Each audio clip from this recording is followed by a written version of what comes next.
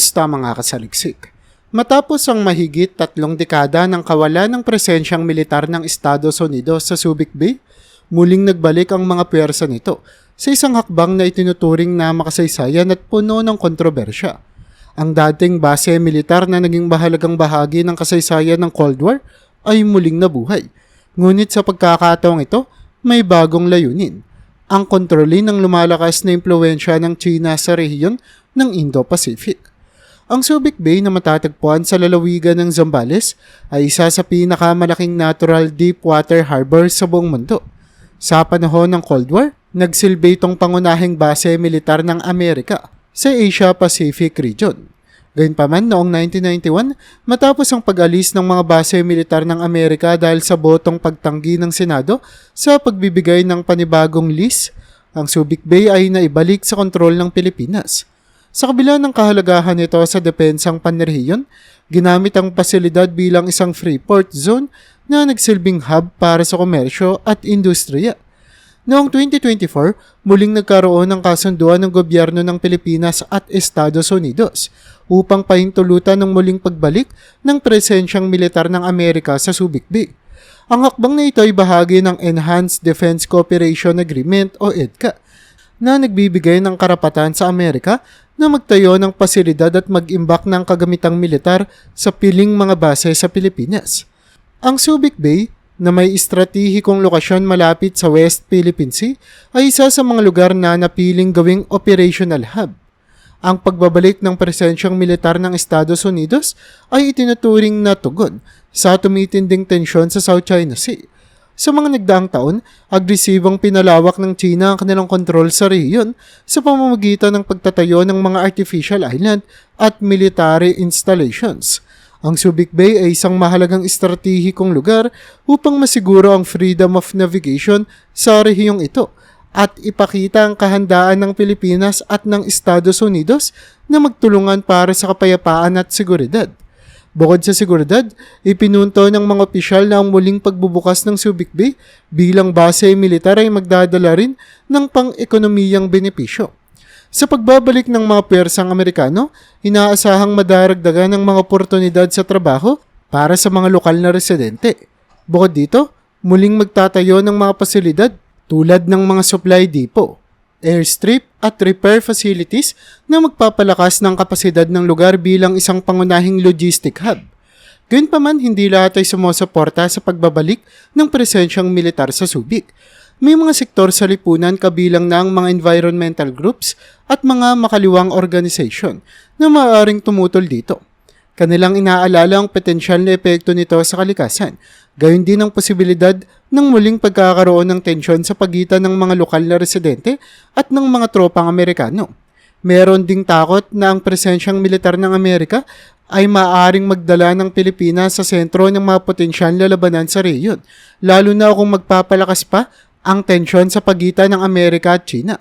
Sa kabila ng mga kontrobersya, patuloy na iginigiit ng mga opisyal ng Pilipinas at Amerika na ang muling pagbabalik sa Subic Bay ay isang mahalagang hakbang upang tiyakin ang seguridad at kaayusan sa rehiyon. Ang presensyang militar sa Subic ay nagpapakita rin ng patuloy na ugnayan sa pagitan ng dalawang bansa na matagal nang magkasama sa mga kasunduan sa depensa. Habang muling binubuksan ang mga pintuan ng Subic Bay para sa militar ng Amerika, ang lugar ay muling nagiging mahalagang bahagi ng kasaysayan, isang tagpo na puno ng pag-asa, kontrobersya at panadabik sa kung ano ang maaaring maidulot nito para sa hinaharap ng Pilipinas at ng buong rehiyon. Sa harap ng lumalalang tensyon sa South China Sea, isinapinal ng Philippine Air Force o PAF ang plano nitong gawing forward operating base ang Subic Bay International Airport. Ang hakbang na ito ay bahagi ng comprehensive archipelagic defense strategy ng bansa na naglalayong palakasin ng depensa at presensya ng Pilipinas sa mga pinag-aagawang teritoryo. Ang Subic Bay International Airport na dating kilala bilang US Naval Air Station QB Point ay may estratehikong lokasyon malapit sa Scarborough Shoal at iba pang bahagi ng South China Sea. Ang muling paggamit nito bilang military base ay magbibigay daan sa mas mabilis na deployment ng mga reconnaissance at attack aircraft ng PAF na mahalaga sa pagmamanman at pagprotekta sa teritoryo ng bansa. Ayon sa mga dokumento ng PAF, ang proyekto ay naglalayong magtayo ng mga pasilidad tulad ng mga hangar para sa mga surveillance aircraft, missile storage facilities at mga housing unit para sa mga personnel. Ang runway ng paliparan ay planong i-upgrade upang suportahan ang operasyon ng iba't ibang uri ng military aircraft. Ang mga hakbang na ito ay bahagi ng mas malawak na plano ng Armed Forces of the Philippines na magtatag ng mga strategic basing points sa buong bansa upang mapahusay ang kakayahan nitong magprotekta sa exclusive economic zone ng Pilipinas. Ang desisyong ito ay hindi lamang tugon sa mga banta mula sa ibang bansa kundi pati na rin sa pangangailangan ng Pilipinas na magkaroon ng mas modernong military infrastructure. Sa mga nakalipas na taon, nakatanggap ang PAF ng iba't ibang surveillance aircraft mula sa mga kaalyadong bansa, kabilang ang mga drone mula sa Israel at mga surveillance planes mula sa Estados Unidos. Ang pagkakaroon ng forward operating base sa Subic ay magbibigay ng angkop na lugar para sa operasyon at maintenance ng mga sasakyang panghimpapawid na ito. Gayunpaman, ang plano ay nakatanggap din ng iba't ibang reaksyon mula sa publiko. May mga grupo na nagpahayag ng suporta. Naniniwalang ang hakbang na ito ay magpapalakas sa depensa ng bansa laban sa mga panlabas na banta. Subalit, may mga sektor din na nag-aalala sa posibleng epekto nito sa kalikasan at sa mga lokal na komunidad. Ang Subic Bay kasi ay kilala sa mayamang marine biodiversity at ang pagpapatayo ng mga bagong pasilidad militar ay maaaring magdulot ng negatibong epekto sa kapaligiran. Upang matugunan ang mga alalahaning ito, nangako naman ang PAF na isasagawa ang proyekto ng may pagsaalang-alang sa environmental sustainability. Nakipag-ugnayan ang ahensya sa mga environmental groups at lokal na pamahalaan upang matiyak ng mahakbang sa construction at operasyon ay sumusunod sa mga regulasyon ng pangangalaga ng kalikasan.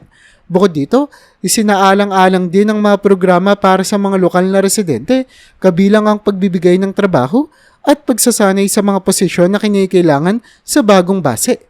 Ang pagpapaunlad ng Subic Bay bilang forward operating base ng PAF ay isang mahalagang hakbang sa pagpapalakas ng depensa ng Pilipinas, habang patuloy ang mga pagsisikap na mapanatili ang kapayapaan at seguridad sa rehiyon.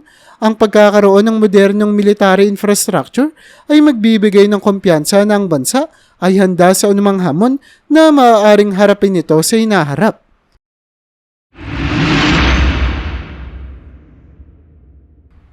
Noong Setyembre 2024, inanunsyo rin ng gobyerno ng Pilipinas ang plano nitong magtayo ng bagong naval pier sa Subic Bay na susuportahan naman ng Estados Unidos. Ang proyektong ito ay bahagi ng patuloy na pagsisikap ng bansa na palakasin ang kapasidad ng Philippine Navy sa harap ng lumalaking tensyon sa rehiyon ng West Philippine Sea. Ang bagong pier na may sukat na 15 metro ang lapad at 155 metro ang haba ay itatayo sa Naval Operating Base Subic. Ang disenyo nito ay angkop upang mag-accommodate ng malalaking barko kabilang ang mga frigate at patrol vessels ng Philippine Navy. Ang konstruksyon ng pier ay pinondohan sa pamamagitan ng foreign military financing ng Amerika na naglalayong suportahan ng modernisasyon ng Armed Forces of the Philippines. Ang pagtatayo ng pier ay bahagi ng mas malawak na plano ng Pilipinas na palakasin ang infrastruktura ng militar natin. Sa ilalim ito ng EDCA, pinahihintulutan ng Estados Unidos na magtayo ng mga pasilidad at mag-imbak ng kagamitan sa piling mga lokasyon sa Pilipinas. Ang Subic Bay, na may estratehikong lokasyon malapit sa West Philippine Sea, ay isa sa mga pangunahing lugar na napili para sa mga proyektong ito. Ang bagong pier ay inaasahang magpapahusay sa operational readiness ng Philippine Navy. Magbibigay ito ng karagdagang kapasidad para sa pag-dock at maintenance ng mga barko na mahalaga sa pagpapanatili ng presensya ng bansa sa mga pinag-aagawang teritoryo. Bukod dito, ang modernong pasilidad ay magbibigay daan sa mas mabilis na deployment ng mga naval assets sa oras ng pangangailangan. Ang kooperasyon sa pagitan ng Pilipinas at Estados Unidos sa proyektong ito ay nagpapakita ng patuloy na pagtutulungan ng dalawang bansa sa larangan ng depensa. Ang Estados Unidos ay nagbigay ng technical na suporta at expertise sa disenyo at konstruksyon ng pier na tinitiyak na ang pasilidad ay sumusunod sa mga internasyonal na pamantayan. Ang ganitong uri ng kolaborasyon ay nagpapalakas sa interoperability ng mga puwersa ng dalawang bansa na mahalaga sa mga joint operations at training exercises.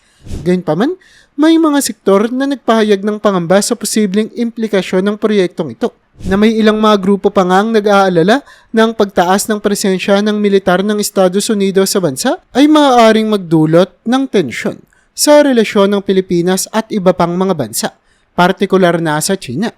Ang gobyerno naman ay nagbibigay diin na ang proyekto ay para sa kapakanan ng pambansang seguridad at hindi nakatuon laban sa anumang partikular na bansa.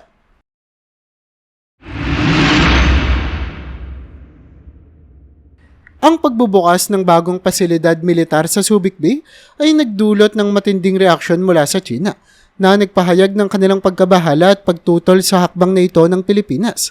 Ayon sa mga opisyal ng Beijing, ang pagkakaroon ng karagdagang presensyang militar ng Amerika sa rehiyon ay maaaring magdulot ng destabilization at paglala ng tensyon sa West Philippine Sea.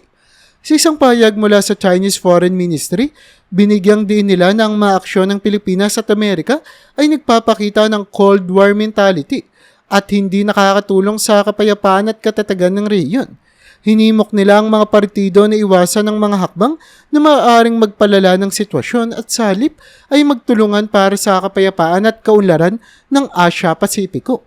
Bukod dito, ang mga state-run media ng China ay naglabas ng mga artikulo na nagbabala sa posibleng epekto ng muling pagbubukas ng Subic Bay bilang base militar. Ayon sa mga ulat, ang hakbang na ito ay maaaring magdulot ng arms race sa rehiyon at magpataas ng posibilidad ng military confrontations sa pagitan ng mga bansa. Sa kabila ng mga pahayag na ito, nanindigan naman ang ating gobyerno na ang pagbubukas ng pasilidad sa Subic Bay ay bahagi ng ating sovereign right na palakasin ng depensa ng bansa. Ayon kay Defense Secretary Gilbert Teodoro Jr., ang hakbang na ito hindi nakatuon laban sa anumang partikular na bansa, kundi para sa kapakanan ng pambansang seguridad at proteksyon ng teritoryo ng Pilipinas. Ang reaksyon ng China ay hindi na bago, lalo na't sa mga nakaraang taon ay naging sensitibo sila sa anumang military development sa South China Sea. Ang kanilang agresibong pag-angkin sa halos buong bahagi ng karagatan ay nagdulot ng mga alitan sa iba't ibang bansa. Kabilang na nga rito ang ating bansang Pilipinas. Ang pagkakaroon ng karagdagang presensyang militar ng Estados Unidos sa rehiyon ay itinuturing nilang banta sa kanilang strategic interest. Sa kabila ng mga tensyon, patuloy naman ay ginigiit ng Pilipinas at Estados Unidos na ang kanilang kooperasyon ay nakatuon sa pagpapanatili ng kapayapaan at katatagan sa rehiyon. Ang Enhanced Defense Cooperation Agreement o EDCA ay naglalayong palakasin ang interoperability ng dalawang bansa at tiyakin ang kahandaan sa harap ng mga hamon sa seguridad.